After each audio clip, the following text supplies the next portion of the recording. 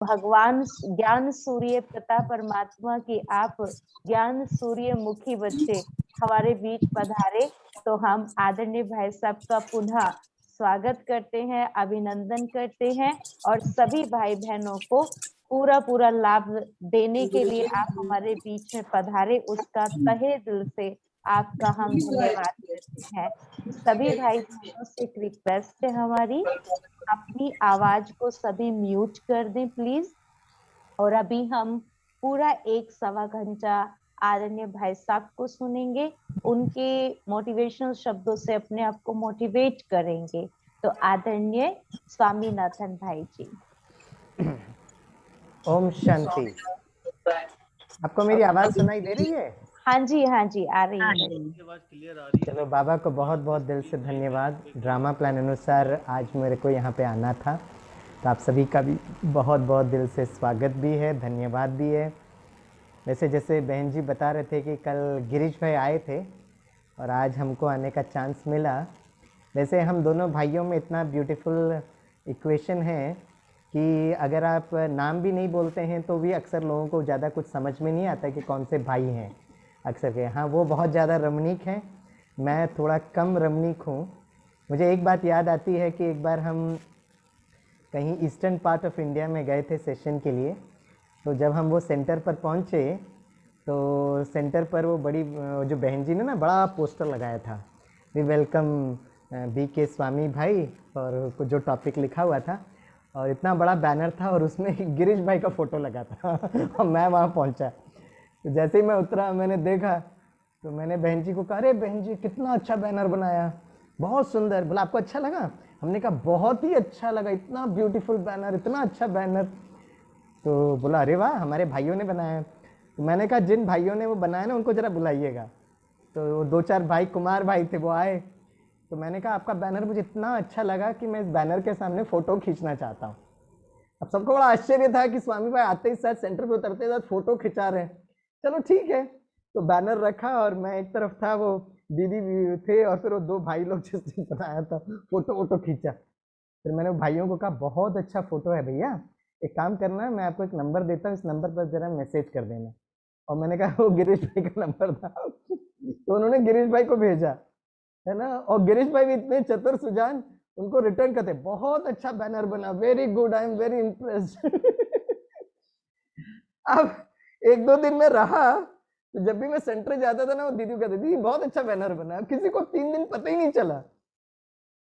कुछ समय के बाद जब मैं वापस आ गया तो भाइयों को थोड़ा सा ये हुआ कि बार बार ये बैनर बहुत अच्छा भाई, ऐसे भाई क्यों बोलते हैं। कि किसी ने उसको बोला, हेलो ये फैकल्टी कोई है, आपने फोटो उस छोटे भाई का लगा दिया। तो दैट वाज अ ब्यूटीफुल। मुझे याद आता है उसके उस इंसिडेंट के बाद 8 से 10 वर्ष के बाद मैं उसी सेंटर पर गया तो बहन जी ने मुझे एयरपोर्ट में से वेलकम किया और बोला स्वामी भाई, है ना, हमारे सेंटर के 2 किलोमीटर के आसपास हमने पूरा बैनर बनाया है, बैनर को जरूर देखना। वो भी बैनर कर रहे थे, तो हर नुक्कड़ कोने में बाबा के फोटो के साथ, ब्रह्मा बाबा दादियों के साथ फिर उन्होंने फोटो भी लगाया। तो ये आत्माओं की बहुत प्यारी सी कहानी है। वो जन्म जन्मांतर हम एक दूसरे से मिलते रहते हैं, ऐसे नहीं कि हम पहली बार मिले हैं। वैसे भी सभी दिल्ली राजधानी के भाई बहनों से मिलकर मुझे विशेष बहुत खुशी का अनुभव हो रहा है, क्योंकि अभी तो मैं, आप लोग एकदम भारत के मस्तक मणि पर बैठे हो और हम एकदम चरणों में बैठे हैं। मैं आपसे बात कर रहा हूँ from god's own country Kerala. और जब भी मुझे दिल्ली से इनविटेशन मिलता है मैं बहुत प्यार से उसको स्वीकार करता हूँ, क्योंकि फाइनली हम सबको ही दिल्ली पहुँचना है। तो मुझे पूर्ण विश्वास है कि आप सभी अपने घर में स्वस्थ रहेंगे, स्वस्थ होंगे, सुरक्षित होंगे। गिरीश भाई ने कल कौन सा सेशन कराया वो मुझे इतना नहीं पता है, आज वो क्या कराने वाले थे मुझे नहीं पता है, लेकिन मैं आपको थोड़ा सा राज्यों का एक पूरा सर्किट डायग्राम बताता हूँ। और अगर आपको कहीं लगता है कि कुछ छूट गया है तो जैसे ही गिरीश भाई का स्वास्थ्य ठीक होगा तो वो आपसे फिर से ज़रूर मिलेंगे। तो अरुण भाई, मैं आपको रिक्वेस्ट करता हूँ जरा मुझे शेयर स्क्रीन करने का मौका देंगे? Can you please allow me to share screen? जी भाई साहब। बेसिकली दीदी बता रहे थे कि कुछ मोटिवेशनल बात बताना है। देखो, सबसे वंडरफुल जो मोटिवेशनल बात जो बाबा आकर हमको संगम युग में बताते हैं, और वो हमारा बहुत एंशिएंट एक फिलॉसफी है, टेक्नोलॉजी है, जिसको हम सब जानते हैं, दैट इज कॉल्ड एज राजयोग। और ज्योतिष में भी बताया गया है कि राजयोग को बहुत ऊंचा दर्जा दिया गया है। हम अपने जीवन कैसे बनाना चाहें उस राजयोग की विधि से हम जरूर जरूर बना सकते हैं। तो राजयोग का अपना एक पूरा एक सर्किट डायग्राम होता है। करेक्ट, वो सर्किट डायग्राम में स्टार्टिंग टू एंडिंग तक स्टेप बाय स्टेप बताता हूँ, और अगर आप में से कोई इसको नोट करना चाहें तो उसको नोट भी कर सकते हैं। और राज्यों की जो अपनी जो स्टेजेस होती है वो एक दूसरे से बहुत ज़्यादा मिलता जुलता स्टेजेस है।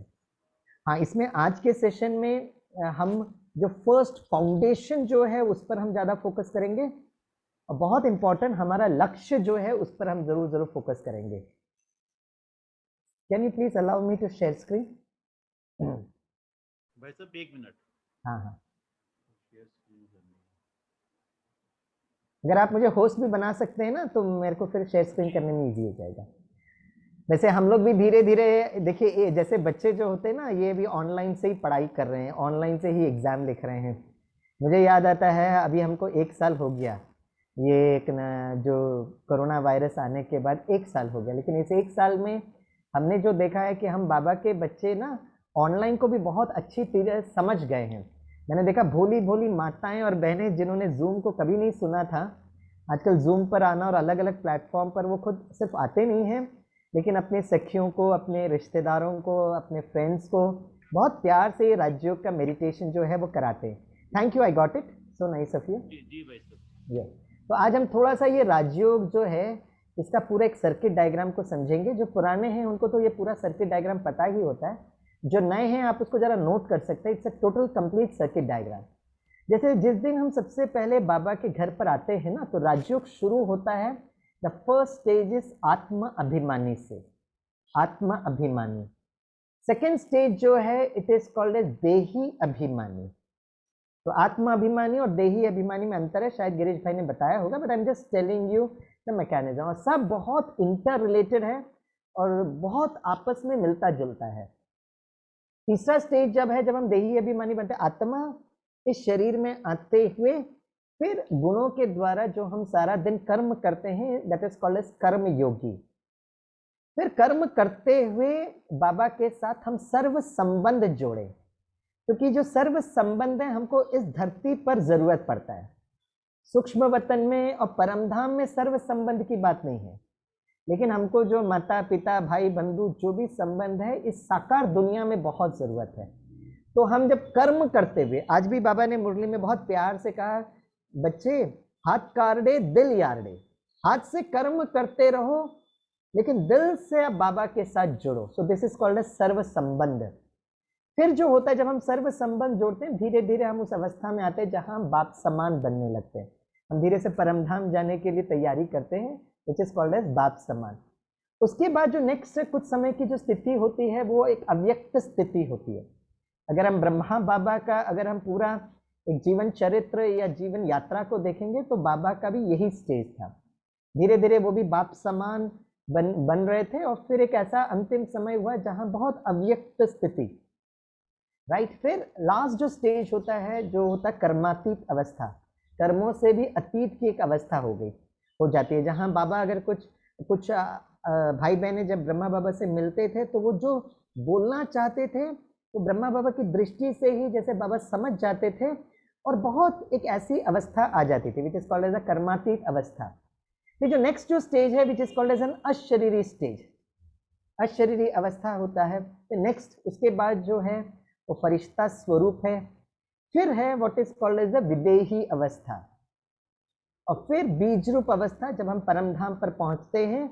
फिर लास्ट स्टेज जो होता है जब परमधाम की जो अवस्था है that is called as the ज्वाला रूप, और फिर जो फाइनल स्टेज है वो है देवता स्वरूप, right. This is the 13 stages.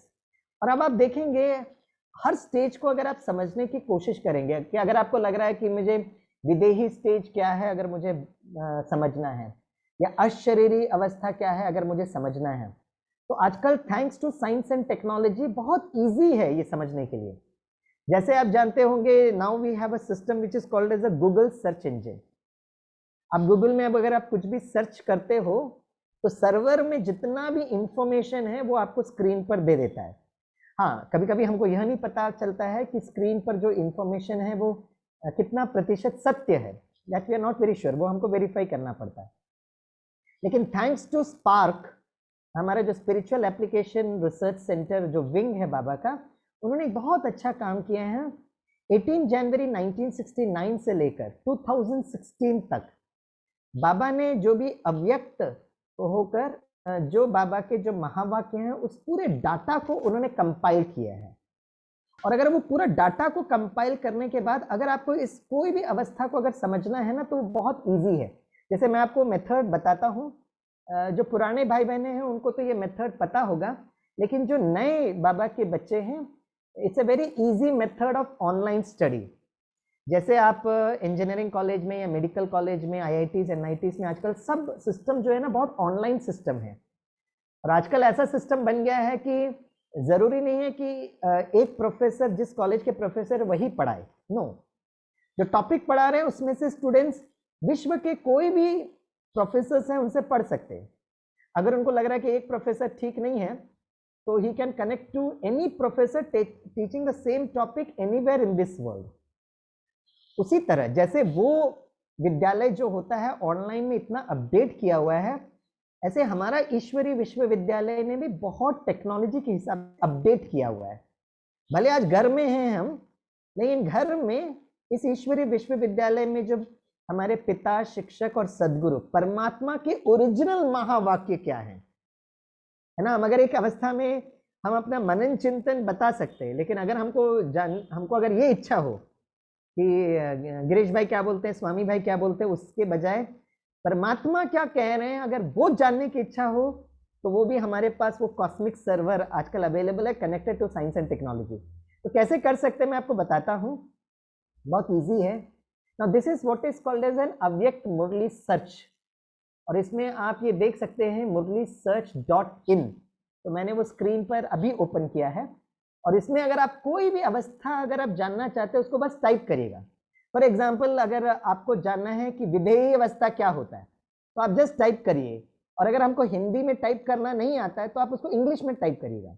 जैसे फॉर एग्जाम्पल विधेयी, अगर मुझे हिंदी टाइप करते नहीं बनता है, तो जैसे ही मैं उसको इंग्लिश में लिखता हूँ तो आप देखते हैं साइड पर ऑटोमेटिकली हिंदी में आ जाता है। आप इंग्लिश में टाइप करें हिंदी में आ जाता है।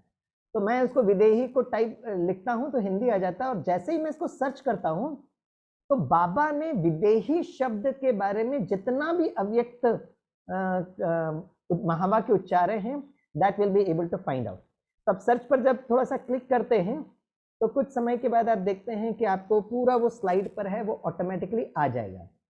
जस्ट लेट मी सी। हाँ, थोड़ा सा टाइम लगता है, depends upon your internet speed पर होता है।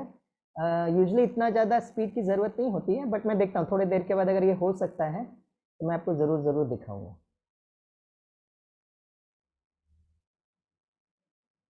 Just give me 1 minute time.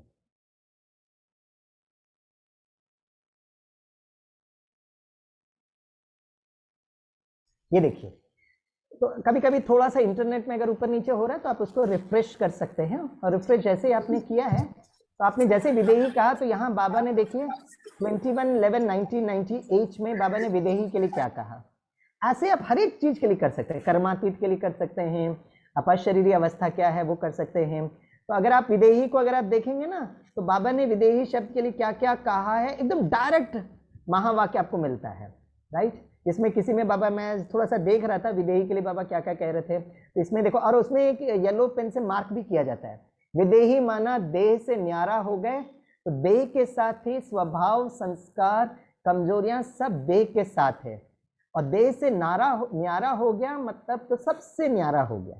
तो बाबा बहुत प्यार से, और अगर आप हर एक के लिए ऐसा स्टडी करेंगे तो आप देखेंगे सब कुछ इंटर रिलेटेड हो जाता है। तो इसलिए आप एक एक जो बाबा के जो शब्द हैं उसको लेकर आप पर्सनल स्टडी कर सकते हैं, उसका नोट्स बना सकते हैं।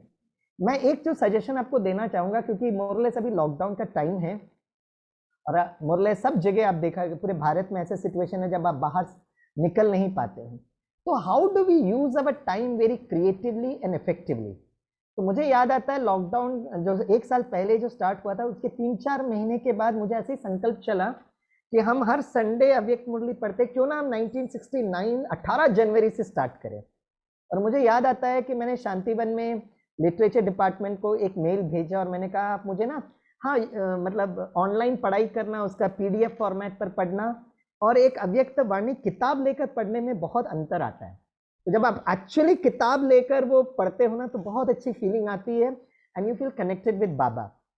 तो in a very small amount, मेरे ख्याल से 1500 या 1800 रुपए के आसपास जो होता है, आपको पूरा जो है ना एक वॉल्यूम मिल जाता है, राइट फ्रॉम 1969 से लेकर 2016 तक की अव्यक्त वाणी वो किताब में आ जाता है। और हर दिन आप एक मुरली पढ़े और थोड़ा सा लिखें तो मुझे ऐसा लगता है कि ये संगम युग समाप्त होने के पहले at least as a godly student, right, मुझे एक एक बाबा ने जो अव्यक्त मुरली, हम साकार मुरली तो हर 5 साल में हम लोग रिवाइज कर लेते हैं, तो अगर मुझे 20 साल हो गए तो मोरलेस रिवीजन हो जाता है, लेकिन 18 जनवरी 1969 से लेकर 2016 तक बाबा ने जो महावाक्य उच्चारे, at least as a godly student एक बार तो मैं उसको गो थ्रू करने की मुझे बड़ी इच्छा हुई।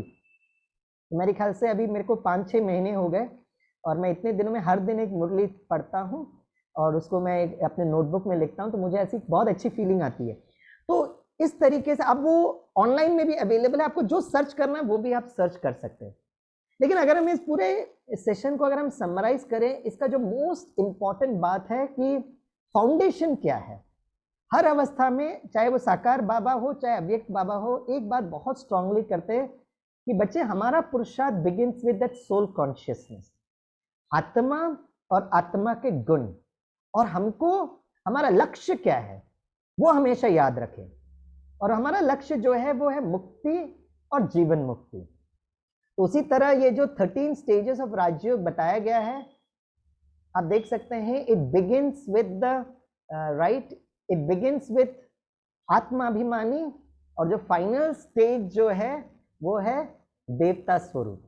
तो आप में से कितने भाई बहने जो हैं देवता बनने का, श्री कृष्ण के नजदीक जन्म लेने का लक्ष्य रखते हैं? वो जरा हाथ उठाएं, वो जरा हाथ उठाएं, सभी अपना हाथ उठाएं जो जो लक्ष्य रखते हैं। वाह वाह, वेरी गुड वेरी गुड। मैं गैलरी व्यू में सभी होवनार है ना देवी देवताओं के आज मेरे दर्शन हो गए, और बहुत सारे लोग जो हैं दिल्ली से जुड़े हुए हैं, और दिल्ली तो हमारी है ना बहुत दैवी राजधानी बनने वाली है। तो today I feel very very सौभाग्यशाली। यस, तो अगर हमको देवी देवता बनने का अगर हमें लक्ष्य है तो लक्षण भी वैसे ही होना चाहिए, राइट। तो लक्षण कैसा होना चाहिए?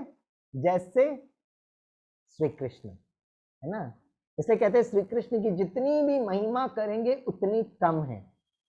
और जब हमको लगता है श्री कृष्ण की बहुत सुंदर दुनिया आने वाली है, और वर्तमान समय जो आप पिछले 10-15 दिन से परिस्थितियां देख रहे हो, राइट, और कहीं ना कहीं हम बाबा के बच्चों को, राइट, इस पूरे यज्ञ के इतिहास में हम वो बाबा के बच्चे हैं जो है ना उस अंतिम पड़ाव से गुजरते हुए हम महसूस कर रहे हैं। We are actually able to experience it.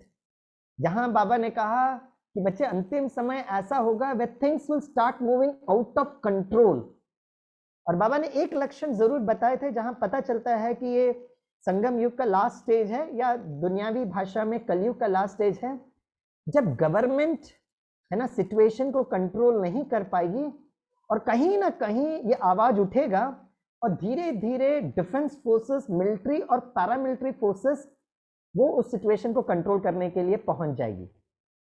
और पिछले 2-3 दिनों से आप देख रहे हैं, अगर आप थोड़ा बहुत अगर न्यूज़ नहीं सुनते हैं तो बहुत अच्छा है, फिर तो आप अतीन्द्रिय आनंद की अवस्था में हो।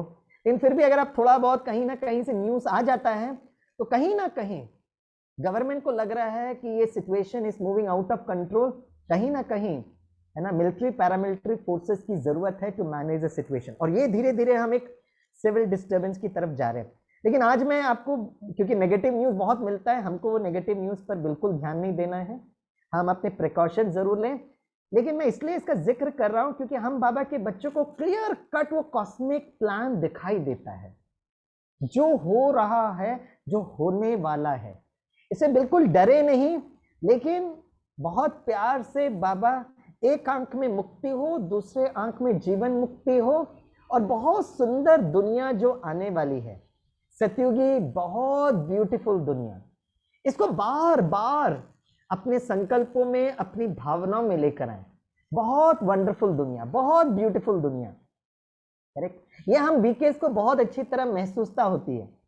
और कभी कभी आप भी बड़े दिल से, जब आपकी सखियों का या आपके रिश्तेदारों का फोन आता है तो आप लोग उनको यही समझाते हो। वीकेस का समझाने का तरीका बहुत प्यारा और बहुत मीठा होता है।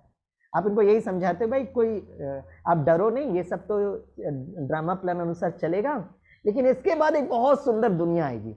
और फिर हम कभी कभी इतने उमंग उत्साह में आ जाते हैं, हम ये भी कहते हैं श्री कृष्ण जन्म लेने वाला है और वहाँ देवी देवताएं होंगे, हर एक का स्वास्थ्य बहुत अच्छा होगा, 150 वर्ष रहेंगे। यहाँ पे ऑक्सीजन नहीं मिल रहा है, श्वास टूट रहा है। और फिर जब आप फोन पर कहते हो कि भाई देवी देवताएं हैं, हम ऐसी दुनिया में जाने वाले हैं जहाँ है ना कंप्लीट हेल्थ, वेल्थ, हैप्पीनेस होगा, बिल्कुल रोग का नामो निशान नहीं होगा, तो कभी कभी आपकी सखियों को ना आप पर गुस्सा भी आता होगा, क्या बोलते रहते हो, अरे कुछ भी आप लोग बीकेस बोलते रहते हो। लेकिन आज मैं आपको जो नई दुनिया के जो लक्षण है ना, उसका मैं थोड़ा सा साइंटिफिक प्रूफ आपके सामने रखने की कोशिश करूंगा। शायद कुछ एक बातें तो आपको पता होगी, लेकिन आज वर्तमान समय पर जब आप ये देखते हो तो नेचुरली हमको बहुत अच्छी फीलिंग आनी चाहिए कि नहीं, नई दुनिया आ रही है। ये सिविल डिस्टर्बेंस हो रहा है ये तो हमको पता है, लेकिन नई दुनिया की हम बात करते हैं। तो I will show you some important inputs. जैसे एक नई दुनिया है, आने वाली है, क्या सिर्फ वो एक कल्पना है या सचमुच आने वाली है? अगर कोई नए लोग आपसे पूछते हैं तो आपको पता होगा कि a beautiful world is going to come where there will be health, complete health, है ना, wealth, lots of success and lots of happiness। हाँ चलो, ये हमारा बाबा ने एक बहुत प्यार से हमको एक लक्ष्य दिया हुआ है और उस लक्ष्य की तरफ हम बढ़ रहे हैं। लेकिन आपको पता होगा, नेशनल ज्योग्राफिक ने एक बहुत सुंदर एक स्टडी किया था, और उन्होंने काफी वर्ष पहले एक स्टडी किया है, और this study was conducted by national geographic का जो रिसर्च टीम के जो हेड थे, इज कॉल्ड एज डैन ब्रूटनर। तो उन्होंने ये पता लगाने की कोशिश की कि इस पूरे विश्व में ऐसे कौन लोग हैं जो बहुत खुश रहते हैं। People, they try to find out people who are very very happy. शायद पिछली बार जब हम सत्कार भवन में आए थे तो उसका जिक्र जरूर किया था, but I will repeat it once again, क्योंकि पिछली बार ये सिचुएशन नहीं थी, आज वो सिचुएशन है तो हम इसको महसूस कर सकते हैं। तो डैन ब्रूटनर और उनकी टीम ने यह पता लगाने की कोशिश की कि संसार में ऐसे कौन लोग हैं जो हमेशा खुश रहते हैं। तो उन्होंने बहुत सारी टीम्स बनाए, और उस टीम्स को क्या क्या एक विश्व का मैप दिया, और उनको एक ब्लू स्केच पेन दिया, और उनको कहा कि जहां जहां आपको यह मिलेंगे जो लोग बहुत खुश होते हैं, उनको आप ब्लू स्केच पेन से मार्क करिएगा। तो ये उनका एक प्रोजेक्ट था। तो ये जो सारी टीम्स जो हैं विश्व के अलग अलग जगह पर गए, और उन्होंने ये पता लगाया कि एक्चुअली अगर कहीं पर एक व्यक्ति बड़ा खुश होता है ना, तो सिर्फ वो व्यक्ति खुश नहीं रहता है, उनके चारों तरफ भी लोग बड़े खुशनुमा होते हैं। और इस तरीके से ये जो डैन ब्रूटनर और उनकी टीम ने पता लगाया, सारे विश्व में 5 ऐसे जगह, राइट, ऐसे जगह हैं which they termed it as blue zones. मतलब वहां के लोग, हर व्यक्ति बड़ा खुश है, बड़ा खुशनुमा होता है। और यहां तक, क्योंकि हम जब कहते हैं सतयुग में देवी देवताओं की जो उम्र होती है वो 150 वर्ष होती है, यहाँ पे पता लगाया कि वहां का हर व्यक्ति की जो जीवन आयु है ना, वो 100 ईयर्स है। हर व्यक्ति, every person lives for 100 years. और ये वर्तमान समय की बात है, ये भविष्य की बात नहीं है। मैं आपको पिछले 2 दिनों से बाबा जो है भारत खंड को बहुत याद कर रहा था। भारत खंड, पावन खंड, ऐसे बाबा बहुत सारे बात बता रहे थे। लेकिन इस पूरे मैप में आज देखेंगे, आज वर्तमान समय पे दीज आर द 5 स्पॉट्स जिसको कहते हैं blue zones. Longevities hotspots, Loma Linda in California, Nicoya in Costa Rica, Sardinia in Italy, Ikaria in Greece and Okinawa in Japan, जहां पर हर व्यक्ति की जो जीवन आयु है ना 100 ईयर्स से ज्यादा है। मतलब वहां का हर व्यक्ति जो है, सचिन तेंदुलकर है, महेंद्र सिंह धोनी है, विराट कोहली है, सब सेंचुरी मारते हैं, राइट। हमारे ईश्वरी विश्वविद्यालय में हम ये बोलते हैं कि अगर हम राज्यों का अभ्यास करेंगे, फिर हम दादी जानकी जी के लिए बोलते हैं कि दादी जानकी जी 104 ईयर्स तक जीवित रहे। ऐसे आप बहुत दादियों को भी देखते होंगे, दादियों का मोरलेस एवरीबडी इज प्लस 85 90 के आसपास तो आ ही जाते हैं।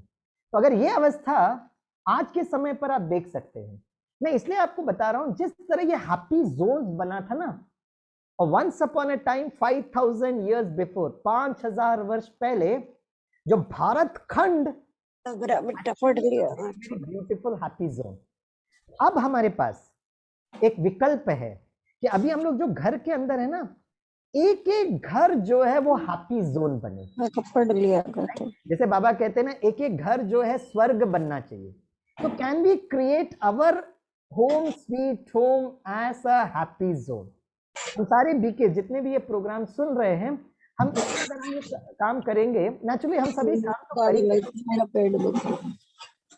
किसी का मैं बहुत प्यार से कहना चाहूंगा, किसी का जो ऑडियो है वो चल रहा है, म्यूट करेंगे प्लीज, आप जरा चेक करिएगा। ये स्क्रीन पर एक हो गया भाई सर।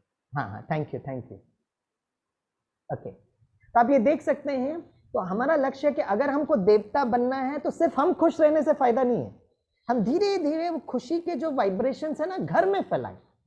हम घर में देख सकते हैं कुछ बाबा के बच्चे होंगे, कुछ सहयोगी होंगे, शायद कुछ लोग रेसिस्ट भी करते होंगे, लेकिन अगर वर्तमान समय पर ऐसे 5 जोन्स बन गए हैं जहां हर व्यक्ति हैप्पी जोन है, हमारे पास तो शिव बाबा है, हमारे पास तो पूरा ज्ञान का भंडार है, तो क्यों ना हम अपने घर को एक हैप्पी जोन बना सकते हैं। तो ये लक्ष्य मैं आपके साथ बताना चाहता हूँ। तो देखा ये गया है कि उन लोग क्या करते हैं, तो आप लेफ्ट साइड पर देख सकते हैं, एक राजयोग जो है वो एक स्वस्थ जीवन शैली है। तो हमारे पास तो वो स्वस्थ जीवन शैली है, इन्होंने भी लाइफस्टाइल को फोकस किया है, where they speak about healthy diet, daily exercise, low stress life, family life बहुत इंपॉर्टेंट है, जीवन का एक उद्देश्य होना चाहिए, पर्पस, बहुत प्रकृति के साथ हम जुड़े रहे, नेचुरल, और कहीं ना कहीं कोई ना कोई रिलीजियस फेथ हो। तो ये रिलीजियस फेथ कहते हैं, और हम बाबा के बच्चे क्या कहते हैं, हमारे पास तो शिव बाबा ही हमारा है ना, हमारे माता पिता सब कुछ है।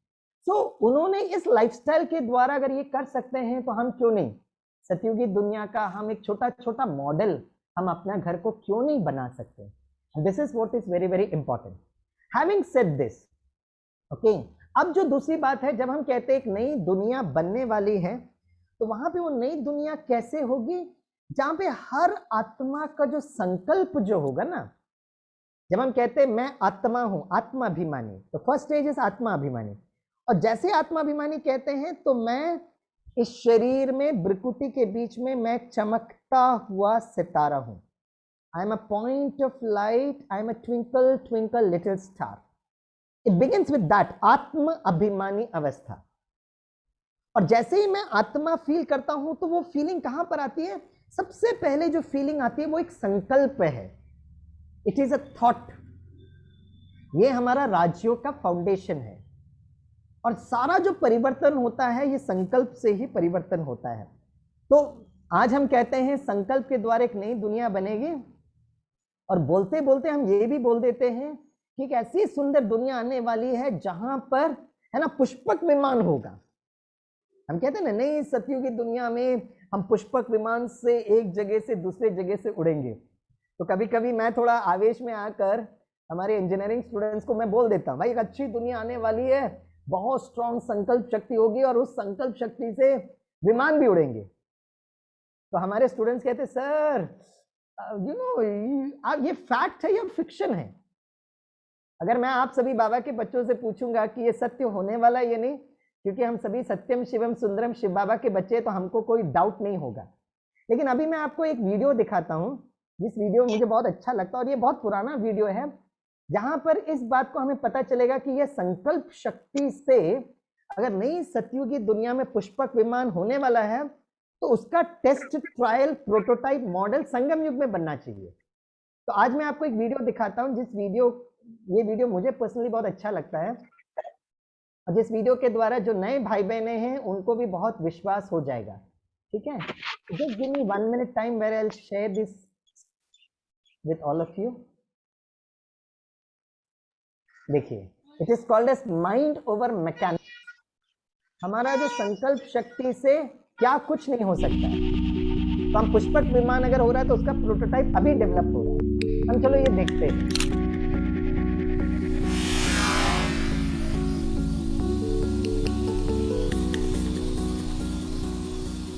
this remote-controlled robot with a nose-mounted camera turns right and left, moves up and down, ये देखो and लेफ्ट राइट even ऊपर flies नीचे जा through रहा a है, ring, तो इंग्लिश में बोल all रहे on हैं। commands from a controller who uses a special instrument. वो कहते हैं And what कंट्रोलर is है this जो स्पेशल instrument? इंस्ट्रूमेंट को The यूज कर रहा है। controller's mind. और आपने सुना होगा इसका इंग्लिश वर्जन कि वो कंट्रोलर इसको कंट्रोल कर रहा है, लेकिन कैसे कंट्रोल कर रहा है? द कंट्रोलिंग एस्पेक्ट क्या है? द पर्सन्स माइंड, मन, संकल्प शक्ति। Here at the University of Minnesota, Professor Ben He and his team have engineered a non-invasive system called a brain-computer interface that allows a person to control a robot using only their thoughts. Dr. He's team includes Alex Dowd and Carl Lafleur. For example, if you imagine making a fist with your right hand, it turns the robot to the right. And if you imagine making a fist with both hands, it moves the robot up. Here's how it works. कैसे When काम the करता है वो controller बता रहे हैं। imagines a movement without actually moving, specific संकल्प करते neurons in the brain's motor cortex और हम produce सबको electric पता है राजयोग में दो फैकल्टी को यूज किया जाता है, एक है मन और दूसरा है बुद्धि।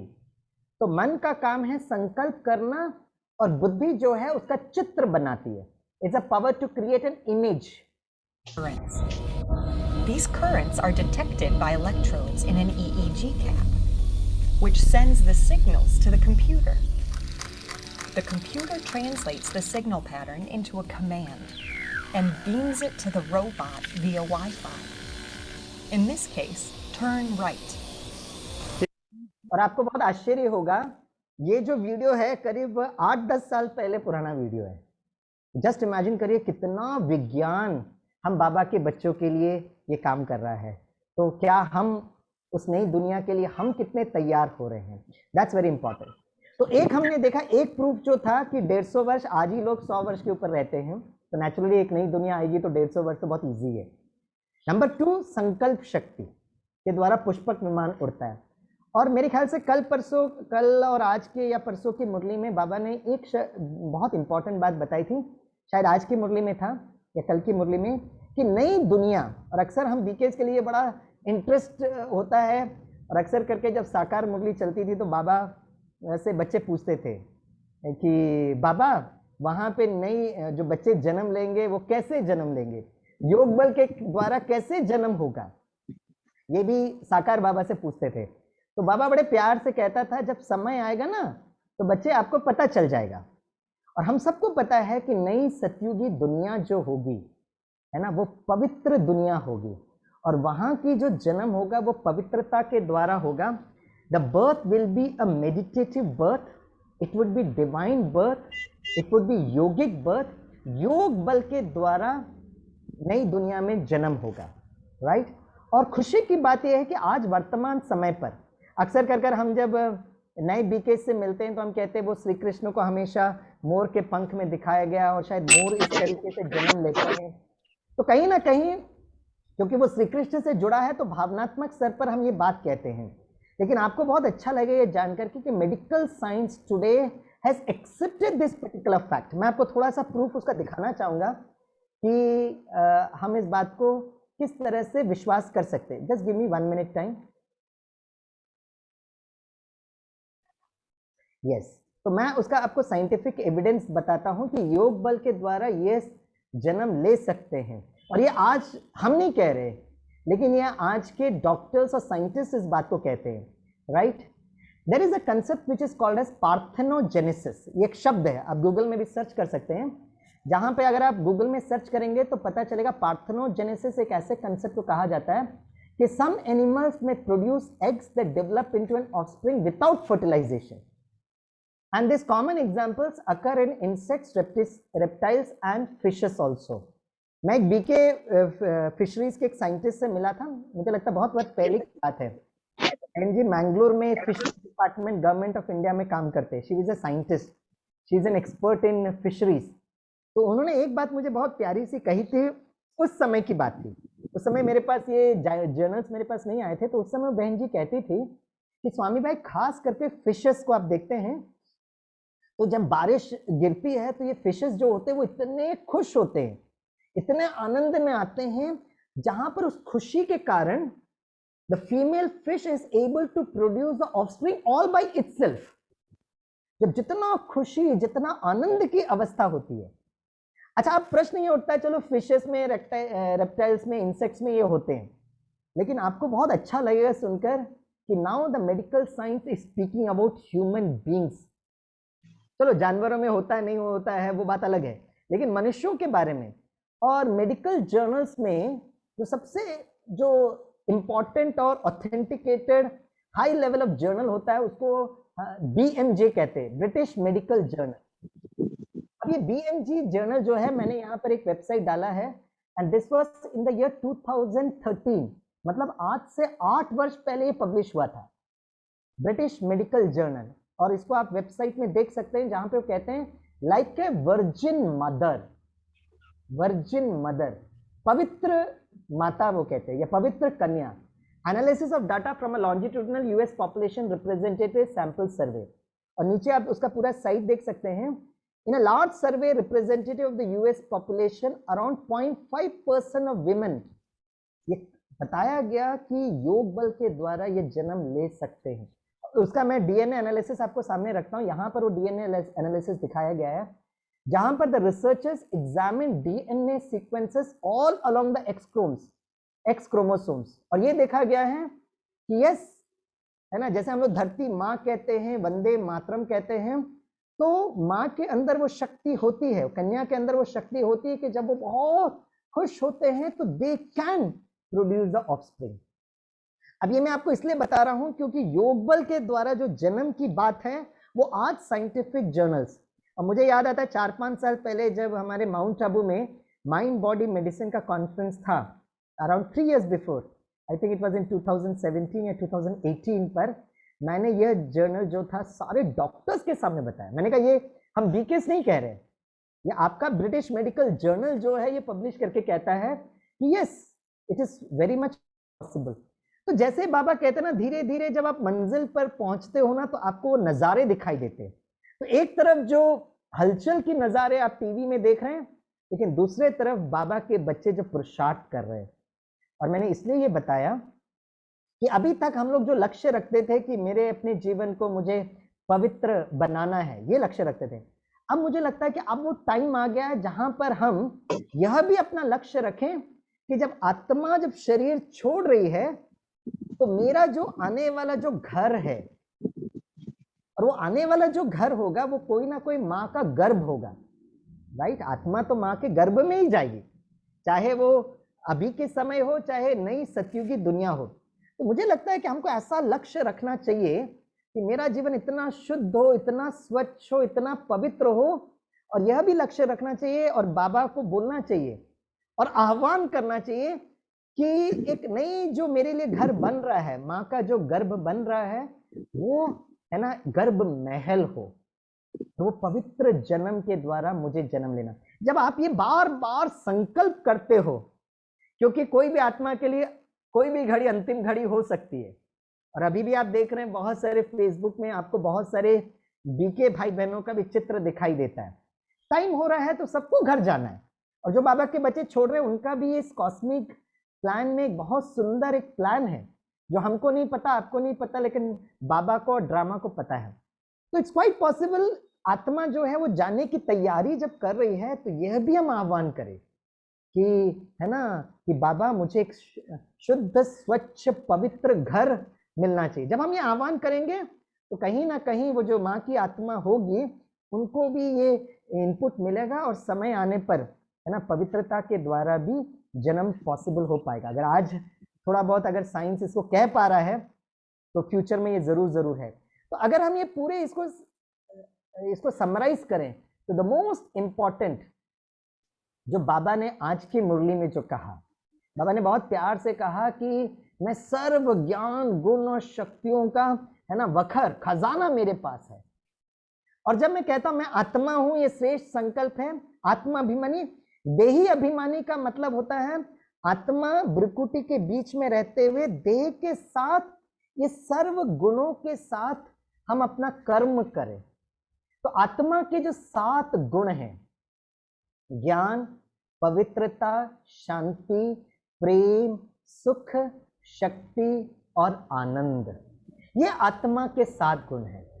और मुझे लगता है अगर आप ये राज्यों का 13 स्टेप्स को देखें, चाहे वो फरिश्ता स्वरूप है, कर्मातीत अवस्था हो, विदेही हो, बीज रूप अवस्था हो, ज्वाला रूप अवस्था हो, इन सभी जो स्टेजेस का जो फाउंडेशन है वो है आत्माभिमानी, देही अभिमानी। मैं आत्मा हूं और आत्मा के 7 गुणों पर टिकना। मुझे लगता है अगर हमको अपने घर को एक हैप्पी जोन बनाना है तो ये आत्मा के 7 गुणों पर हमको सबसे ज्यादा फोकस करना बहुत बहुत जरूरी है। तो मैं 7 गुण फिर से आपके सामने बताऊंगा। मैं आत्मा के 7 गुणों को बताऊंगा। ये 7 गुणों को आपको बहुत ध्यान से सुनना है।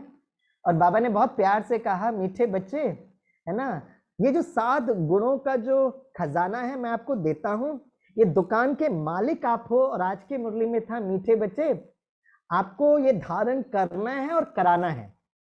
और बाबा की भाषा में अगर मैं कहूं तो we have to become very good sales person. तो पहले बाबा के साथ ये 7 गुणों का खजाना लेना है और क्या करना है, इसको बांटना है।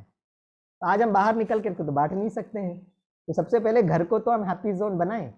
घर में हम सर्व जितने भी हमारे घर के फैमिली मेंबर्स हैं उनको ये गुणों का खजाना बांटना है। तो मैं 7 गुण बताता हूं, एक बाय एक करके बताऊंगा। ये 7 गुणों में से आपको कौन सा गुण है जो बहुत अच्छा लगता है। कुछ भाई बहने होंगे जो 7 गुण आपको बहुत अच्छा लगता होगा, कोई बात नहीं, लेकिन दैट इज ऑल्सो पॉसिबल। लेकिन मैं फिर से वो 7 गुण बताता जाऊंगा। जो गुण आपको बहुत अच्छा लगता है ना, उस पर वो आप हाथ उठाना, ठीक है। कौन कौन होवनार देवी देवता हैं, बड़े मुस्कुराते हुए हाथ उठाएंगे, वो जरा हाथ उठाइए। अरे वाह, वेरी गुड वेरी गुड। हाँ, अभी हाथ नीचे रखिए। अब मैं एक एक गुण आपके सामने रखूंगा, ठीक है। आपको जो गुण बहुत अच्छा लगता है ना, राइट, वो गुण पर आप हाथ उठाना। यू कैन, आप एक से ज्यादा भी हाथ उठा सकते हैं, ओके। Here we go. सबसे पहले, मैं आत्मा ज्ञान स्वरूप, राइट, ओके। नंबर 2, मैं आत्मा पवित्र स्वरूप, क्योंकि इस ऑर्डर पर आत्मा के गुण आते हैं। वेरी गुड, बहुत अच्छा, ब्यूटीफुल। मैं आत्मा शांत स्वरूप, वेरी गुड।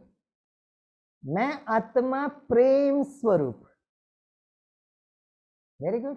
कुछ भाई बहन हाथ नीचे ही नहीं रख रहे हैं। हेलो, आपका हाथ दुखेगा भैया। नहीं नहीं स्वामी भाई, सारा गुण मुझे बहुत अच्छा लगता है, तो आप तो जरूर श्री कृष्ण के नजदीक जन्म लोगे। हाँ, मैं आत्मा प्रेम स्वरूप के बाद मैं आत्मा सुख स्वरूप,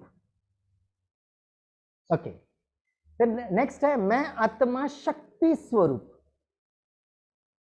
वेरी गुड, ब्यूटीफुल, वंडरफुल। और लास्ट है मैं आत्मा आनंद स्वरूप। बहुत अच्छा, मुबारक हो, राइट। अब आपने हाथ तो उठाया, अब कैसे पता चलेगा? गुण तो बहुत अच्छा लगता है, और गुण नेचुरली गुण है तो अच्छा तो लगेगा ही। और बाबा के बच्चों को तो विशेष अच्छा लगेगा। लेकिन द क्वेश्चन इज, ये गुण तो मुझे बहुत अच्छा लगता है, लेकिन इस गुण का स्टॉक मेरे पास कितना है? आज बाबा ने कहा ना, जैसे वो दुकानदार होता है ना, वो बीच बीच में स्टॉक चेक करता है, तो कभी भी कस्टमर आकर पूछ सकता है। ऐसा तो नहीं होगा कि भाई कोई कस्टमर आया है पवित्रता के लिए और मैं कहूंगा मेरे पास थोड़ा शांति है, थोड़ा मैनेज करो, ऐसा नहीं हो सकता है। Then it is not customer satisfaction. The one that is called as customer satisfaction, another thing is called as customer delight, right? बाबा की भाषा में, आज की मुरली की भाषा में, तो कस्टमर सेटिस्फैक्शन और कस्टमर डिलाइट में अंतर क्या है? कि कस्टमर जब किसी दुकान में आता है ना, उसको जो चीज चाहिए वो मिलता ही है, लेकिन उसको बहुत डिलाइट होता है जब एक के साथ एक फ्री में मिल जाता है। That is what is called as customer delight, कि उसने जितना एक्सपेक्ट किया था उससे ज्यादा अगर उसको मिलता है ना, तो that is called as customer delight. तो अगर आपके पास कोई आत्मा आ रही है जिसको शांति चाहिए, आपके पास शांति का स्टॉक है, आपने शांति के साथ साथ एक्स्ट्रा शक्ति भी दे दिया ना, कस्टमर इज डिलाइटेड। और बाबा जो ऊपर जो बैठा है ना, बड़ा खुश होगा, ये मेरा सेल्समैन बच्ची बड़ी अच्छी है, राइट। तो this is what is very important. तो हमारे पास वो स्टॉक होना चाहिए। तो अब ये जो 7 जो गुण हैं, ये 7 गुणों का स्टॉक मेरे पास कितना है, कैसे पता चलेगा? तो बाबा ने बहुत प्यार से कहा, मीठे बच्चे, वो पता चलता है हमारे चेहरे से और चलन से। चेहरे से और चलन से पता चलता है। तब आप एक काम करना है, बैठते हो ना, फाउंडेशन ऑफ योग इज मैं आत्मा ट्विंकल ट्विंकल लिटिल स्टार, आत्मा अभिमानी। सेकंड, मैं आत्मा है ना, जब देही अभिमानी मतलब आत्मा इसमें देह में आ गई, अब आत्मा के गुण प्रकट होने लगते हैं, राइट। तो कैसे प्रकट होंगे? हमारे चेहरे से और सारा दिन हमारे चलन से। तो जब हम देही अभिमानी अवस्था में बैठे तो एक एक गुण को आप फील करिएगा, महसूस करिएगा, और धीरे धीरे वो आपके चेहरे पर आना चाहिए। एक बार मैं कुमारों की भट्टी कर रहा था, तो मैंने कुमारों को कहा कि कल जब भट्टी में आओगे ना तो सब लोग अपने साथ दर्पण लेकर आना। स्वामी भाई दर्पण क्यों? मैंने कहा लेकर आइएगा। तो दूसरा दिन जब मैं पहुंचा भट्टी के लिए तो मैंने देखा कुछ कुमार लोग ना इतने बड़े बड़े दर्पण लेकर आए। मैंने कहा इतना बड़ा दर्पण क्यों लेकर आता है? बोला स्वामी भाई जरा फुल साइज होने दो ना। मैंने कहा वेरी गुड, बैठ जाओ बैठ जाओ। अब मैंने उनको कहा सभी लोग अपने सामने दर्पण रखें, सारे कुमारों को कहा, और जो गुण आपको बहुत अच्छा लगता है ना उसको आप फील करो, क्योंकि वो आपका स्वधर्म है और वो आपको बहुत अच्छा लगता है। और फिर देखो कि वो जो गुण का रिफ्लेक्शन है वो चेहरे पर आ रहा है कि नहीं आ रहा है। तो एक कुमार भाई बहुत अच्छा कहते हैं, स्वामी भाई मैं आत्मा आनंद स्वरूप, मेरा चेहरा देखकर मुझे ही डर लग रहा है। भाई मैं आत्मा आनंद स्वरूप हूं तो चेहरा कितना खुशनुमा होना चाहिए ना, डरावना थोड़ी ना होना चाहिए। तो ये आत्मा के जो गुण है ना, देही अभिमानी, तो चेहरे पर आना चाहिए सबसे पहले। तो अगर आपको किसी को नोट करना है ना तो नोट कर सकते हैं, देही अभिमानी अवस्था। ओके, सबसे पहला है मां आत्मा ज्ञान स्वरूप।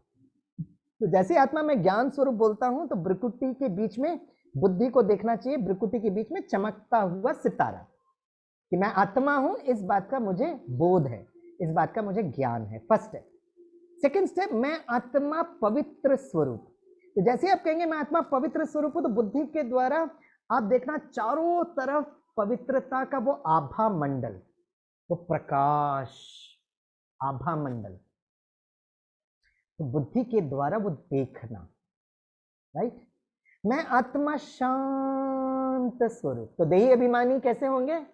जब मैं कह रहा हूं मैं आत्मा शांत स्वरूप और चेहरा एकदम शांति रिफ्लेक्ट करे, करेक्ट, चेहरे से वो शांति, the full face should reflect peace. मैं आत्मा प्रेम स्वरूप। तो प्रेम स्वरूप कहां से नजर आएगा? हमारे नैनों से, दृष्टि। जब भी हम किसी को देखें, जब आत्मिक दृष्टि से देखें, रूहानी दृष्टि से देखें, with lots of spiritual love, इसे नैनों से वो रिफ्लेक्ट होता है। मैं आत्मा प्रेम स्वरूप। मैं आत्मा सुख स्वरूप कैसे रिफ्लेक्ट होगा?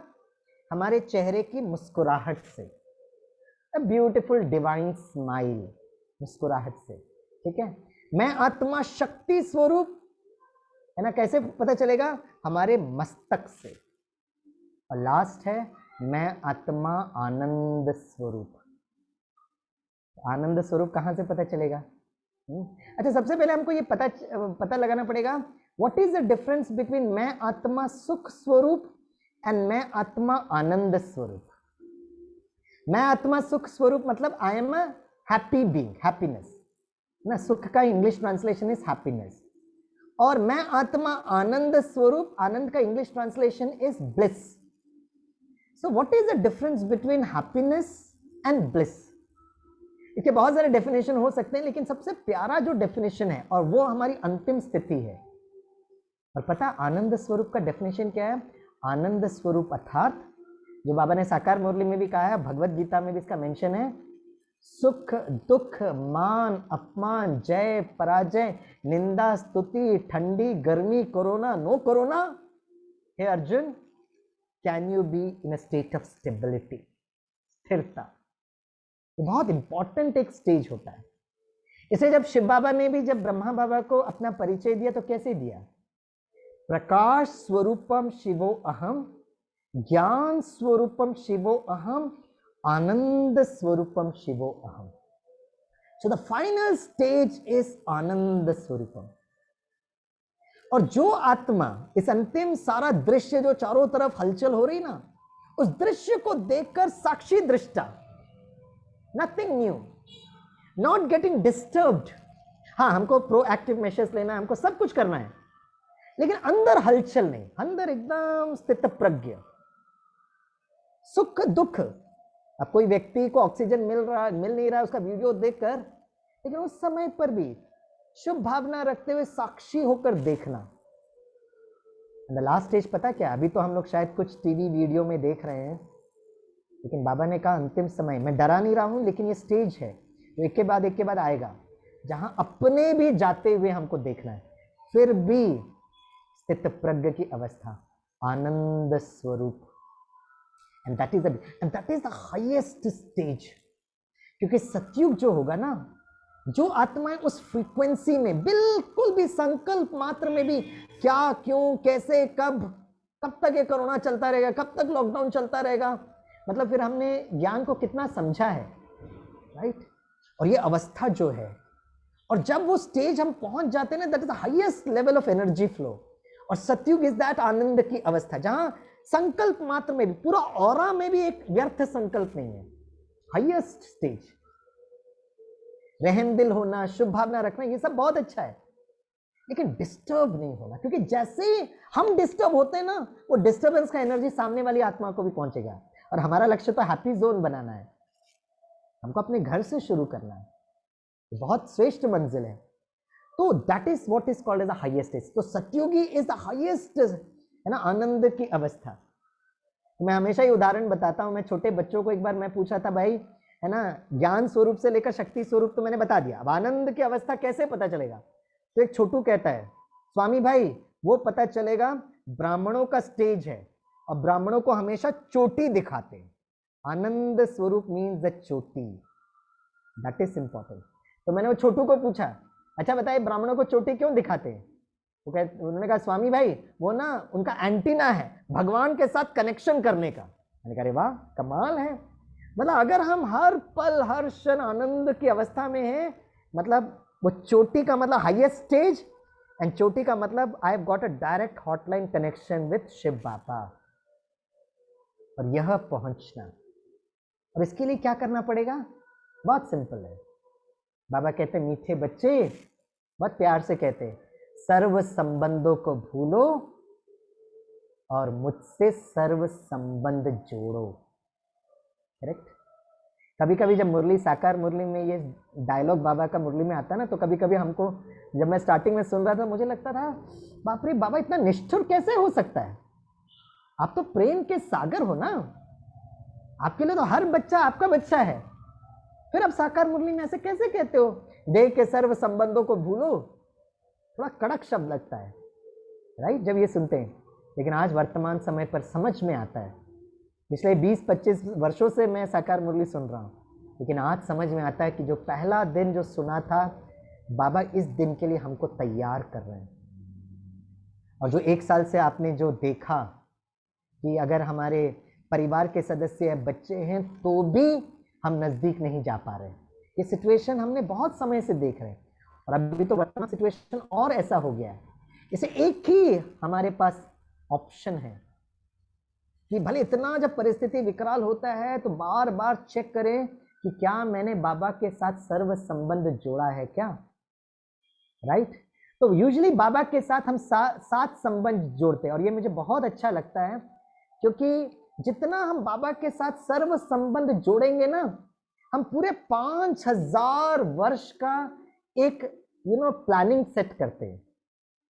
जैसे मैं आपको बहुत सिंपल तरीके से, मुझे एग्जांपल बहुत अच्छा लगता है और काफ़ी बार मैं इसको शेयर करता हूँ, नए भाई बहनों के लिए मैं शेयर करता हूँ। फॉर एग्जांपल मेरे पास ये मोबाइल फ़ोन है, तो मोबाइल फ़ोन पर मैं ट्रैवल कर रहा हूँ और कोई मुझे फ़ोन करता है, तो जब मैं फ़ोन उठाता हूँ, क्योंकि मैं ट्रैवल कर रहा हूँ ना, तो आवाज़ बीच बीच में ब्रेक होता है। तो जो सामने वाला व्यक्ति जिसने मुझे फ़ोन किया वो कहता है स्वामी भाई योर वॉइस इज ब्रेकिंग, आपकी आवाज़ कट रही है। तो जैसे ही वो डायलॉग कहते हैं ना, तो पता मैं क्या करता हूँ, मैं अपने मोबाइल फ़ोन में इसमें जो कनेक्शन जो है ना, वो जो डंडियाँ होती है ना, 5 डंडियाँ, उसको मैं देखता हूँ और मुझे इमीडिएटली समझ में आता है कि एक डंडी ना tip tip tip tip tip tip कर रही है।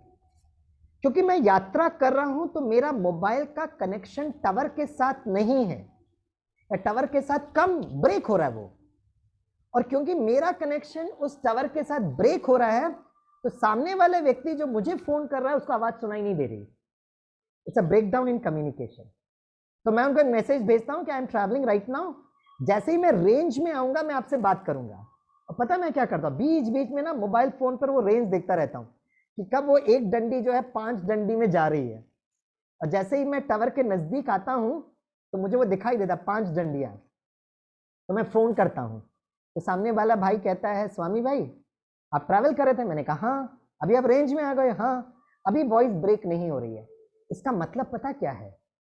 इसका मतलब ये है कि अगर मेरा मोबाइल का कनेक्शन, वर्टिकल कनेक्शन अगर ठीक है ना, तो हॉरिजॉन्टल कनेक्शन अपने आप ठीक होगा। और बाबा से अच्छा वैज्ञानिक या साइकोलॉजिस्ट या काउंसलर और कोई नहीं हो सकता है। इसलिए बाबा बड़े प्यार से कहते हैं, बच्चे सर्व संबंध आप मुझसे जोड़ो। जब आप सर्व संबंध मुझसे जोड़ेंगे ना, तो हॉरिजॉन्टल कनेक्शन अपने आप ठीक हो जाएगा। क्योंकि यहां ब्रेक हो रहा है तो वहां पर गड़बड़ हो रहा है। और ये 7 संबंध जोड़ना बहुत इंपॉर्टेंट है। और 7 संबंध जोड़ना पता क्यों इंपॉर्टेंट है? क्योंकि इसमें 2 फायदे होते हैं। अगर मैंने बाबा को पिता के रूप में बहुत प्यार से याद किया, 2 फायदा पता क्या होता है? क्योंकि सारा खेल इस संगम युग का है और हमारे पास अभी थोड़ा सा टाइम बाकी है। इस टाइम का हम सदुपयोग करें। अगर सपोज मैंने बाबा को पिता के रूप में बहुत प्यार से याद किया तो 2 फायदे हैं। पहला फायदा यह होगा कि पूरे 5000 वर्ष में मुझे जब भी लौकिक पिताजी मिलेंगे ना, तो बहुत अच्छे पिता होंगे। पहला फायदा। और दूसरा फायदा यह है कि पूरे 5000 वर्ष में 84 जन्म में जब भी मैं पिता का रोल प्ले करूंगा, तो पिता का रोल मैं बहुत अच्छा प्ले कर पाऊंगा। ये 2 बड़े फायदे हैं। इसलिए आज के इस वर्तमान समय पे, क्योंकि समय कम है, तो हम चेक करें कि मैंने वो 7 संबंध बाबा से जोड़े हैं क्या, और वो 7 संबंध कौन कौन से हैं। Correct? Yes, our relationship with God. और वो 7 संबंध कौन से हैं? सबसे पहला संबंध है 3 प्राइमरी संबंध। वो तो हम सब लोग हर दिन जोड़ते हैं। एक है वो हमारे परम पिता, परम शिक्षक, परम सदगुरु, फादर, टीचर एंड सदगुरु। ये 3 प्राइमरी संबंध है। लेकिन इसके बाद 4 संबंध आते हैं। एक है वो हमारी माँ, चौथा संबंध वो हमारी माँ है, वो हमारे बहुत अच्छे दोस्त हैं, बहुत अच्छी सखी है, राइट। छठा संबंध वो हमारे साजन हैं। कल बाबा ने मुरली में बड़े प्यार से कहा, साजन के लिए कल की मुरली में बाबा ने एक शब्द यूज किया था। आपको किसी को याद है कल की मुरली में बाबा ने साजन के लिए कौन सा शब्द यूज किया था? कोई अगर चार्ट में लिख सकते हैं? बहुत प्यारा सा है ना वो शब्द बाबा ने यूज किया। अरे आप अपने साजन को भूल जाते हो, आप अपने, है ना, माशूक। माशूक। अच्छा, और बताइए। हाँ, और माशूक। और कौन सा एक शब्द बाबा ने यूज किया था? It starts with the word B. It starts with the word B, right? बाबुल। हाँ, अरे वाह वाह वाह वाह, अरे माता जी फुल मार्क। यस, हल्की मुरली में बाबा ने कहा था बाबुल, मतलब सजनी। तो मैं जानना चाहूंगा आप में से, मैं गैलरी में कर रहा हूँ, आप सबके ओवनार देवी देवताओं के दर्शन होंगे। आप में से कितने भाई बहने हैं जिन्होंने बाबा को, है ना, साजन बनाया? वो जरा हाथ उठाएं जिन्होंने बाबा को बाबुल बनाया है। सभी माताएं बहनें हाथ उठाते, भाई लोग एकदम हाथ नीचे रखते। हेलो क्यों भाई, आपने साजन नहीं बनाया?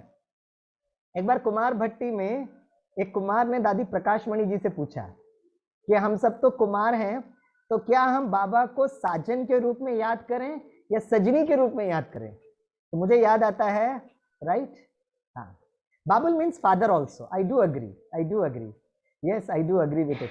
लेकिन कल बाबा ने जो बाबुल के साथ सजनी को भी जोड़ा था, राइट। हाँ, बाबुल के घर वो गीत भी बड़ा प्यारा गीत है। यस, कल का मुरली अगर आप पढ़ेंगे ना, तो बाबा ने बाबुल शब्द को यूज करके इमीडिएटली, है ना, जीवन साथी के रूप के साथ भी जोड़ा था, राइट। क्योंकि बाबा निराकार है तो उनके साथ तो सर्व संबंध हम जरूर जोड़ सकते हैं। तो मैं वो दादी की बात कर रहा था, तो एक कुमार ने दादी से पूछा कि दादी, कि मैं बाबा को साजन के रूप में याद करूं या सजनी के रूप में याद करूं? तो दादी प्रकाशमणि का जवाब मुझे आज भी याद है। तो दादी ने कहा कि नहीं, है ना, हम सब का माशूक वो है, राइट। माशूक बोलते हैं ना, प्रियतम को क्या कहते हैं, माशूक या आशिक? मुझे हमेशा थोड़ा कंफ्यूजन होता है कि भाई उसको माशूक कहते हैं या आशिक कहते हैं, है ना, कि बाबा माशूक है या आशिक है?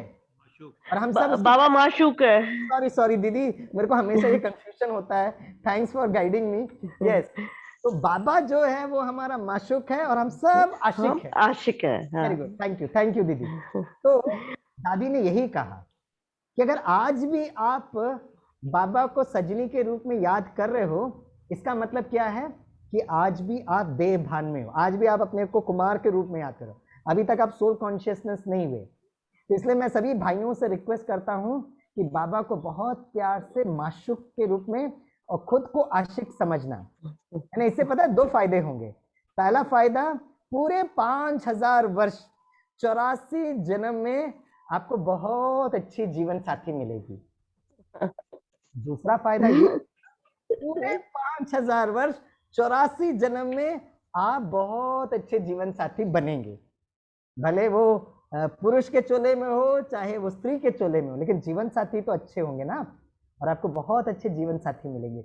इसका जो है ना कनेक्शन अभी है। और लास्ट, राइट, बाबा को अपना बहुत प्यार से बच्चा बनाना, लास्ट संबंध बच्चा बनाकर याद करना। पिछले साल का जब कोरोना का पीक हुआ था ना, तो एक बहुत भोली भाली माताजी, बॉम्बे की माताजी को कोरोना हो गया था, उसको हॉस्पिटल में एडमिट किया गया। तो हॉस्पिटल में एडमिट किया तो उसने नर्स को बुलाया और नर्स को कहा कि मेरे 2 बेटे हैं, बहू है, पोतरे धोतरे हैं, तो उनको एक का तो मैं मुंह देख लूं। तो नर्स ने कहा एक बेटा जो है ना आपका ऊपर वाले फ्लोर में एडमिट है, एक जो बेटा है नीचे वाले फ्लोर में एडमिट है, करेक्ट। तब उस माता जी को ये महसूस हुआ कि अंतिम समय पर है ना सिर्फ बाबा के साथ हम संबंध जोड़ सकते हैं। तो बाबा को बच्चे के रूप में भी याद करना जरूरी है। तो मैंने उस माता जी से पूछा कि माता जी फिर आपने किया क्या? बोला स्वामी में मुझे इतना डर लग रहा था, इतना डर लग रहा था, और जब मुझे वो है ना आईसीयू में लेके जा रहे थे, और क्योंकि ऑक्सीजन रेट कम हो रहा था तो मुझे वो वेंटिलेटर पर डाल रहे थे, तो मैं इतनी डर गई थी कि मैं अकेली थी, और मैंने आज तक कभी जीवन में कभी एम्बुलेंस में नहीं बैठी, कभी हॉस्पिटल में अकेली एडमिट नहीं हुई, और आज तक मैंने आईसीयू का दर्शन नहीं दिए। और पता नहीं वो नर्स आकर कहती है हम आपको आईसीयू में डाल रहे हैं, हम आपको वेंटिलेटर में डालेंगे। तो माता जी इतनी डर गई, लेकिन फिर उनको एक बात याद आई जो दादी जानकी जी का मंत्र है। तो बोला बस मैं यही बोल रही थी, मेरे बाबा, मीठे बाबा, प्यारे बाबा, शुक्रिया बाबा, मेरे बाबा, मीठे बाबा, बस बोलते बोलते है ना वही उसका आज जपा जाप जप रही थी। और 23 दिन के बाद माता जी एकदम स्वस्थ होकर, ठीक होकर हॉस्पिटल से बाहर आ गए। कहने का भाव ये है कि वर्तमान समय पर जितनी भी जो परीक्षाएं हो रही है ना, उस परीक्षाओं से हमको डरना नहीं है। बस बाबा बाबा बाबा बोलते हुए अपने आप को शक्तिशाली बनाना बहुत बहुत जरूरी है, राइट। मैं आपको एक लास्ट कहानी बताकर मैं वाइंड अप करता हूँ। ये कहानी मैंने बहुत बार सुनाई है। किसी का ना ऑडियो चल रहा है, थोड़ा म्यूट करेंगे प्लीज। भाई जरा आप हाँ हाँ, ओके ओके, यस। मैं एक लास्ट कहानी बताकर वाइंड अप करता हूँ, और ये कहानी मुझे बहुत अच्छी लगती है। Okay, this is a very beautiful story, और वर्तमान समय पर ये हमको थोड़ा सा गाइडेंस देता है। ये कहानी आपने पहले भी बहुत बार सुना होगा, लेकिन मुझे लगता है वर्तमान परिस्थिति में ये कहानी बहुत इंपॉर्टेंट है। कि ये बस कहानी बताकर हम मेरे बाबा को याद करके वाइंड अप करेंगे। तो जस्ट टेक 3-4 मिनट्स। एक बार एक राज्य में एक राजा था जो अपने प्रजा को बहुत संतुष्ट करता था, उनको बहुत सुख देता था, और उनका हमेशा ये लक्ष्य रहा कि मेरा हर जो प्रजा है ना बहुत सुखी हो, बहुत संतुष्ट हो, बहुत खुशनुमा हो। उसके लिए वो राजा हर पल हर तरीके से प्रयास करता था। अचानक एक बार क्या हुआ, राजा की तबीयत खराब हो गई, और राज्य वैद्य ने कहा कि अभी आपका समय बहुत कम है, अब आप मृत्यु के बहुत नजदीक हो। तो जब ये बात प्रजा तक पहुंची तो बहुत प्रजा का मन में संकल्प आया कि अंतिम समय हम राजा के दर्शन करने आए।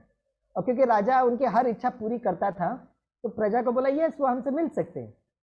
तो राजा बेड में लेटा हुआ था। जब भी प्रजा आते थे तो राजा उनके चेहरे को देखता था, तो प्रजा का चेहरा एकदम रूखा सूखा, उदास, फीलिंग वेरी लो।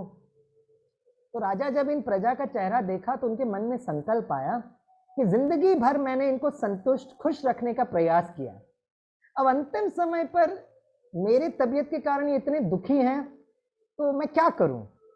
तो राजा ने क्या किया, मंत्री को बुलाया और कहा कि सारे राज्य में ऐलान करा दो कि राजा का भी बस कुछ घंटों के लिए मेहमान है। अगर आप सचमुच राजा से बहुत प्यार करते हो, उनके प्रति आदर सम्मान है, तो राजा के चले जाने के बाद उनकी 5 अंतिम इच्छाएं हैं, वो अंतिम इच्छा आप जरूर पूरी करना। तो सारे राज्य में ढिंडोरा पिटवा दिया कि अगर आपको राजा से बहुत स्नेह प्यार है तो उनकी ये 5 अंतिम इच्छा पूरी करना। और कुछ समय के बाद राजा ने शरीर छोड़ दिया। तो सारे प्रजा जो थे वो राज्य महल में आए और राजा से पूछा, मंत्री से पूछा कि भाई उनकी अंतिम इच्छा कौन सी थी? तो मंत्री ने कहा मैं एक एक करके बताता हूँ। तो बोला पहला उनकी अंतिम इच्छा थी, जब राजा का पार्थिव शरीर वो रथ पर रखा गया तो अनाउंसमेंट हुई कि अब राजा का पार्थिव शरीर शमशान घाट की तरफ लेकर जाया जाएगा। जितना समय राजा का पार्थिव शरीर लेकर जाया जाएगा तो गीत बजेगा, उस गीत को बहुत ध्यान से सुनना। सबने सोचा ये तो बहुत सिंपल अंतिम इच्छा है। तो जैसे ही राजा का पार्थिव शरीर शमशान घाट की तरफ लेकर जा रहे थे तो गीत बजा, और वो गीत कौन सा था? बड़ा प्यारा मीठा गीत था, अब घर जाना है, अब घर जाना है। ये गीत सुनते सुनते सुनते सब लोग शमशान घाट तक पहुंचे। फिर मंत्री ने अनाउंसमेंट किया कि अब दूसरी राजा की अंतिम इच्छा थी कि जब पार्थिव शरीर पर अग्नि डाला जाएगा तो आप सभी उस अग्नि को नहीं देखना, लेकिन आप ऊपर आसमान को देखना। आपने कहा ठीक है। तो जैसे ही वो शरीर को अग्नि दिया गया तो सब ऊपर देखे। तो क्या देखा? तो राजा के उस शरीर के साथ बहुत पटाखे थे, फुलझड़ियां थी, बहुत अच्छे अच्छे अनार थे जो ऊपर आसमान में जाके फटते थे और रंग बिरंगे जो सितारों की तरह पूरा आसमान को कवर करता था। और फिर मंत्री ने अनाउंसमेंट किया कि राजा इसके द्वारा यह संदेश देना चाहता है कि आत्मा का जो घर है परम धाम है और हम सब चमकते हुए सितारे हैं, रंग बिरंगे सितारे, सर्व गुणों के खजानों के अनुसार हम लोग है ना, हमारी वो रंग होती है। फिर सबने पूछा अच्छा बताइए तीसरी इच्छा कौन सी है? तो मंत्री ने अनाउंसमेंट किया आप सब नहा धोकर राज्य महल में आ जाओ, वहां बताएंगे। तो सारे प्रजा जो थे नहा धोकर जब राज्य महल में पहुंचे तो क्या देखा? एक बहुत बड़ा बर्थडे केक रखा था। तो मंत्री ने अनाउंसमेंट किया कि राजा की तीसरी इच्छा थी कि क्योंकि वह आत्मा एक नए शरीर में माँ के गर्भ में प्रवेश किए, इसलिए राजा के लिए इट इज हैप्पी बर्थडे। तो हैप्पी बर्थडे का केक काटे और सब लोग राजा के लिए हैप्पी बर्थडे टू यू गीत गाएं। तो सबने केक काटा बहुत खुशी से राजा के लिए, एक नए जन्म के लिए, है ना, सबने बहुत प्यार से वो गीत गाया। फिर सबने मंत्री से पूछा बताइए अब चौथी इच्छा कौन सी है? तो मंत्री ने कहा चौथी इच्छा थी, राजा ने कहा कि ईश्वर की याद में, बाबा की याद में बहुत प्यारा सा ब्रह्मा भोजन बनाए और बहुत प्यार से ब्रह्मा भोजन खाइए। तो सबने ब्रह्मा भोजन खाया। फिर बोला भाई लास्ट इच्छा तो बताओ। तो मंत्री ने कहा राजा की 5वीं इच्छा थी कि वो भोजन करने के बाद सब लोग एक राजा की तरफ से गिफ्ट लेकर जाना। तो सबको एक गिफ्ट पैकेट दिया गया। तो सबने पूछा इसके अंदर क्या? तो बोला खोल के देखो। तो सबने उसको खोला तो पता क्या था? उसमें मुस्कुराता हुआ चेहरे का मुखौटा था, मुस्कुराता हुआ चेहरे का मुखौटा था। और मंत्री ने अनाउंस किया कि राजा की अंतिम इच्छा थी कि सभी मुखौटा वो पहने और एक दूसरे को दृष्टि दें और घर जाएं। तो सभी ने मुखौटा पहना, मुस्कुराता हुआ एक दूसरे को देखे तो सबके चेहरा मुस्कुराता हुआ, बड़े मुस्कुराते हुए वो अपने वापस घर में गए। So that is what is very very important. आत्मा को तो एक दिन कभी ना कभी शरीर छोड़ना ही है, लेकिन हमारा ऐसा संस्कार होना चाहिए कि सतयुग में मृत्यु करके कंसेप्ट होता ही नहीं है। वहां पर जब आत्मा शरीर छोड़ती है तो उत्सव होता है।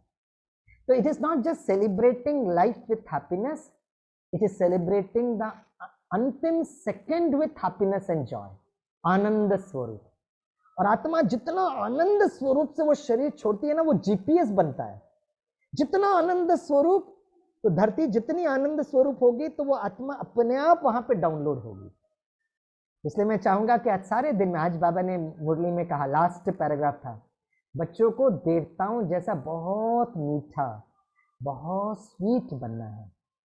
तो हम घर को हैप्पी जोन बनाएं, घर को हम ब्लू जोन बनाएं, घर को हम स्वर्ग बनाएं, तो आज सारे दिन में, है ना, अभी जितना समय बाकी है और कल तक मुस्कुराता हुआ चेहरा, आनंद की अवस्था, बच्चों से, परिवार के सदस्य से हम कुछ भी बोलते वो नहीं सुनते तो बिल्कुल गुस्सा नहीं करना। आज भी बाबा ने कहा बिल्कुल क्रोध नहीं करना, लेकिन शांति से, प्यार से, जो खजाना, जो स्टॉक है ना, जैसे ही कभी गुस्सा आया तो बस दादी जानकी जी के मंत्र को याद करो, मेरे बाबा, मीठे बाबा, प्यारे बाबा, शुक्रिया बाबा। बाबा कहते हैं ना, अंत मति सुगति। मेरे ख्याल से उसका प्रैक्टिस जो बाबा ने किया, मम्मा ने किया, हमारी दादी जानकी जी ने किया, बाकी सभी दादियों ने किया, हमको भी वो अभ्यास ज़रूर ज़रूर करना चाहिए। तो आज 1 सेकंड में हम लोग बाबा को याद करते हैं। मैं ये शब्द बोलता हूँ तो जैसे ही मैं कहूँगा मेरे बाबा, तो ध्वनि आपके मन तक पहुँचेगी। बुद्धि के द्वारा अब परम धाम में शिव बाबा को देखना। मीठे बाबा बोलते ही साथ सूक्ष्म वतन में अव्यक्त बाप दादा को, प्यारे बाबा बोलते साथ महसूस करना मेरे साथ, है ना, अव्यक्त बाप दादा नजदीक हैं। और सातों संबंध में देखना, एक एक दिन एक एक संबंध, पिता, राइट, शिक्षक, सदगुरु, माँ, सखी या दोस्त, साजन या माशुक और बच्चा, एक एक संबंध। हर संबंध के साथ वो इमोशन जुड़ना बहुत ज़रूरत है। मेरे बाबा, मीठे बाबा, प्यारे बाबा और बहुत दिल से शुक्रिया बाबा। बस हम कुछ क्षणों के लिए आराम से बैठे, रिलैक्स होकर, बहुत दिल से बाबा को याद करते हुए रिलैक्स। मेरे बाबा मन बुद्धि के द्वारा परम धाम पहुंचे। 1 सेकंड में परम धाम, परम ज्योति बाबा को देखते रहे। मेरे बाबा, मीठे बाबा, मन और बुद्धि से सूक्ष्म वतन अव्यक्त बाप दादा को देखें और उनसे दृष्टि, मीठी दृष्टि, मन बुद्धि से अव्यक्त बाप दादा से दृष्टि है। प्यारे बाबा, इस अव्यक्त फरिश्ते को अपने नजदीक देखिए, पिता के रूप में, शिक्षक के रूप में। उस फरिश्ते को बुद्धि से शिक्षक के स्वरूप में देखिए जो मुझे पढ़ा रहे हैं। सदगुरु के रूप में देखिए, वह अव्यक्त फरिश्ता मुझे वरदान दे रहे हैं। माँ के स्वरूप में देखिए, और मैं अपने माँ से दिल की बात कर रहा हूँ। उस फरिश्ते को अब एक सखी के रूप में देखिए। जब सखी के रूप में उनको याद करते तो बहुत सुख का अनुभव, हैप्पीनेस। साजन, माशुक के रूप में देखिए, और मैं बहुत प्यारी बाबा की सजनी, आशिक। मन और बुद्धि से अपने इस सुंदर सत्यम शिवम सुंदरम साजन को हम देखें। लास्ट शिव बालक के रूप में उसको देखिए। वो मेरा छोटा सा प्यारा सा नन्हा सा बालक, बच्चा। इस छोटे से बालक फरिश्ते के रूप में देखिए, और ब्रकुट के बीच में शिव बाबा चमक रहे हैं। सर्व संबंध को याद करते हुए, सर्व संबंध अंतिम समय मेरे साथ रहेंगे। शुक्रिया बाबा, शुक्रिया। थैंक यू बाबा। ओम शांति, ओम शांति, ओम शांति। Thank you. बहुत बहुत धन्यवाद स्वामी भाई जी। आपने आज हमें सचमुच हमारे सत्य स्वरूप के साथ हमारे आने वाले सतयुग की कैसे तैयारी हमें करनी है अपनी नई दुनिया की, उसके लिए बहुत अच्छे से हमें प्रेरित किया। और आपने जिस उदाहरण के तौर पर ये जो अभी आपने हमारी इतनी सारी स्टेजेस बताई और उन स्टेज को कैसे फील करना है, एक एक चीज को आपने इतने विस्तार से और इतनी लाइट रूप से हमारे सामने रखा, इतने कम टाइम में इतनी बड़ी प्राप्ति कराई। तो आपका पुनः दिल से हम सबके बीच में आने के लिए और फिर से हमें इस माहौल में, दुख भरे माहौल में, उस खुशी माहौल में ले गए, उसके लिए तो शब्द ही नहीं है कि किन शब्दों में आपका शुक्रिया करें भाई साहब। तो हम चाहेंगे कि जब भी आपका फ्री टाइम हो तो ऐसे हमें अपने आप अपने मोटिवेशनल शब्दों से हमें मोटिवेट करें, आप हमारे बीच में आए। तो आपका बारंबार धन्यवाद है, आपके पुनः पुनः पधारने पर आपका स्वागत भी है भाई साहब। थैंक यू दीदी, थैंक यू। मुझे भी आप सभी से मिलकर बहुत बहुत अच्छा लगा। आगे भी हम जरूर मिलते रहेंगे। Okay, thank you.